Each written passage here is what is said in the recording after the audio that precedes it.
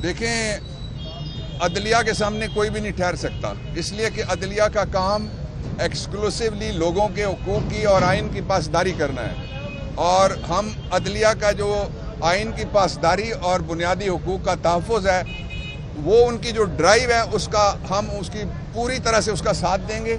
वकील बरादरी भी साथ देगी और पाकिस्तान तहरीक इंसाफ भी साथ देगी। उस कानून को अदालत में भी चैलेंज किया जाएगा on the touch stone of 2 cases.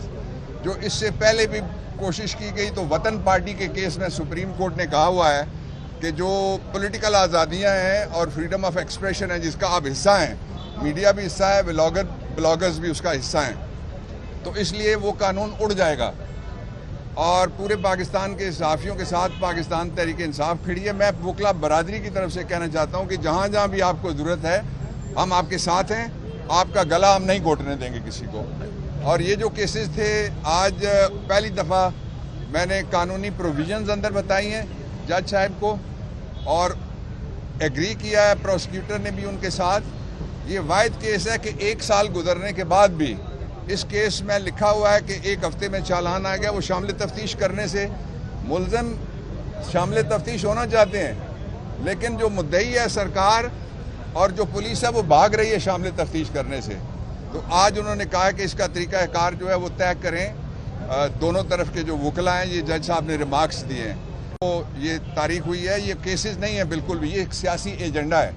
जब ये पढ़े जाएंगे, मैंने अंदर एक सिर्फ उमर अयूब की मैंने मिसाल दी है कि ये एक ही वक्त में हज़ारा में मौजूद थे, एक ही वक्त में ये पिंडी डिवीज़न में मौजूद थे, ये सरगोदा डिवीज़न में थे, फैसलाबाद डिवीज़न में थे, लाहौर डिवीज़न में थे और पूरे पाकिस्तान में थे। तो ये केसेस मजाक है केसेस का।